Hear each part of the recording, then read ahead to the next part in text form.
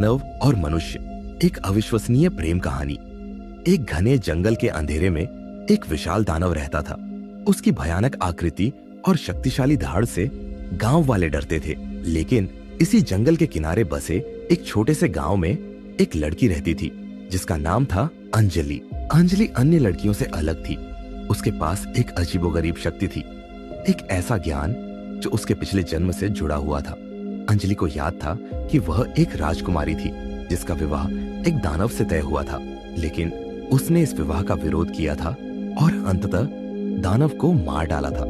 इसी कारण वह इस जन्म में एक साधारण गांव की लड़की के रूप में पैदा हुई थी। एक दिन अंजलि जंगल में खो जाती है और दानव के सामने आ जाती है। दानव उसे पहचान जाता है। उसे पता चलता है कि अंजलि ही वह राजकुमारी है जिसे वह बहुत प्यार करता था। दानव अंजलि से माफी मांगता है और उसे बताता है कि उसने उसे मारने की कोशिश नहीं की थी, बल्कि उसे बचाने की कोशिश की थी।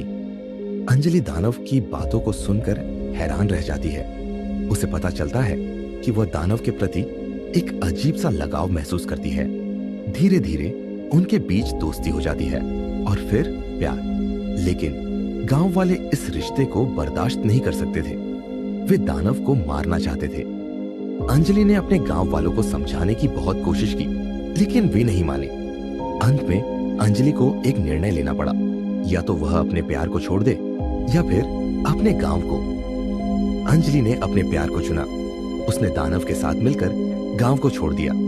गांव वाले अंजलि और दानव को ढूंढने के लिए जंगल में गए, लेकिन उन्हें कुछ नहीं मिला। अंजलि और दानव एकांत में रहने लगे।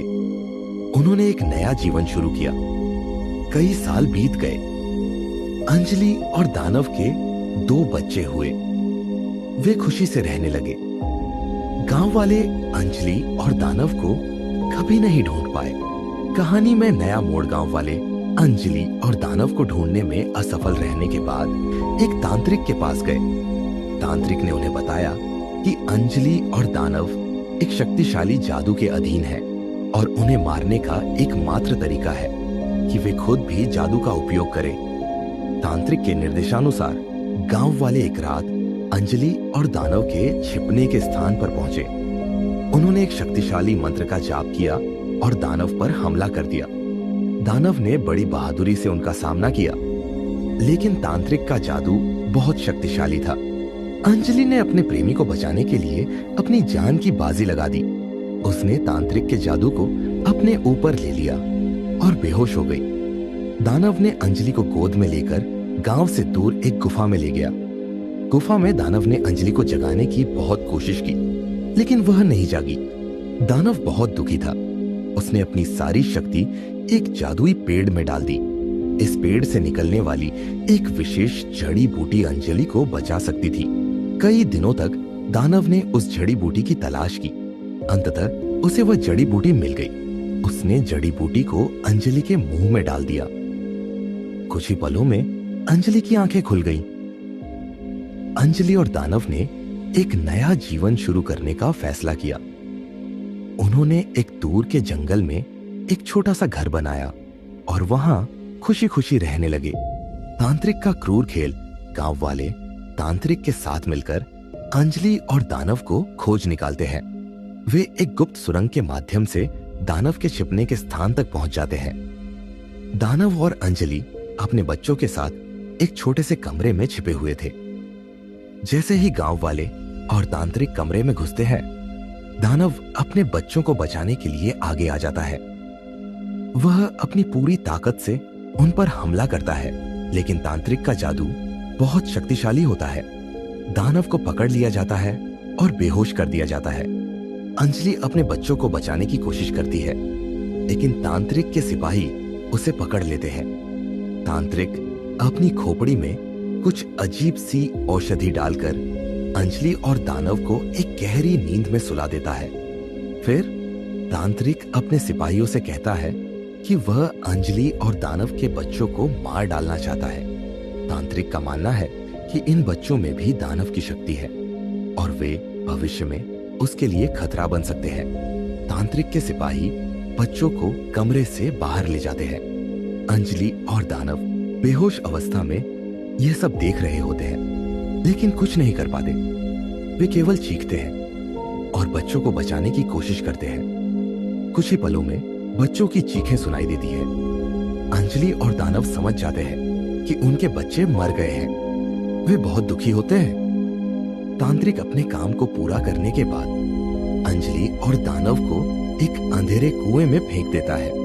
बदला और पुनर्जन्म। कुछ साल बीत गए। गांव में शांति छा गई थी, लेकिन अंजलि और दानव की आत्माएं शांत नहीं थी। वे अपने बच्चों के खोए हुए जीवन और अपने अपमान का बदला लेने के लिए तरस रही थी। इसी बीच एक और तांत्रिक, जो पहले वाले से कहीं अधिक शक्तिशाली था, गांव में आया। वह अंजलि की आत्मा की पीड़ा को महसूस कर सकता था और उसे वापस लाने का फैसला किया।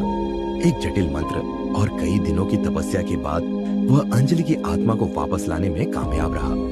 अंजलि एक नए शरीर में पैदा हुई। वह अब उतनी ही शक्तिशाली थी जितनी तांत्रिक।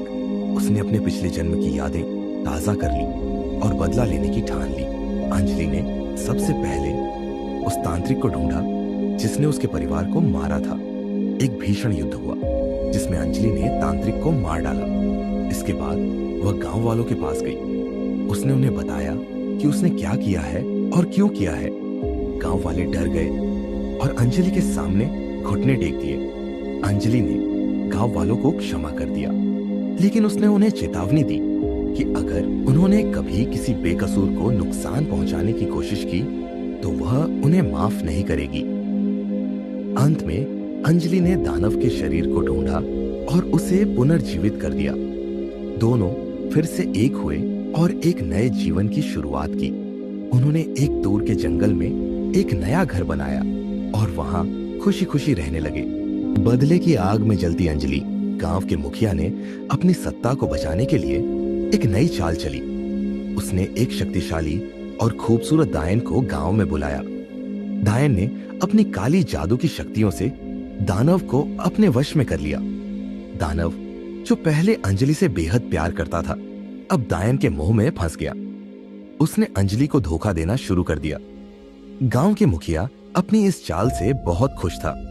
उसने सोचा था कि अब अंजलि और दानव दोनों को खत्म कर दिया जाएगा, लेकिन वह यह नहीं जानता था कि अंजलि कितनी मजबूत है। अंजलि को जब पता चला कि दानव ने उसे धोखा दिया है तो वह बहुत दुखी हुई। उसने बदले की शपथ ली। उसने तय किया कि वह दानव, दायन और मुखिया तीनों को मार डालेगी। अंजलि ने अपनी शक्तियों को बढ़ाने के लिए एक गुप्त स्थान पर ध्यान लगाना शुरू किया। उसने कई वर्षों तक कठिन साधना की। धीरे धीरे वह एक बहुत ही शक्तिशाली जादूगरनी बन गई। जब अंजलि ने महसूस किया कि वह अब बदला लेने के लिए तैयार है, तो उसने गांव पर हमला कर दिया। उसने दानव, दायन और मुखिया को एक एक करके मार डाला। गांव वाले अंजलि की शक्ति को देखकर हैरान रह गए। उन्होंने अंजलि से माफी मांगी, लेकिन अंजलि ने उन्हें माफ नहीं किया। उसने गांव को छोड़ दिया और एकांत में रहने लगी।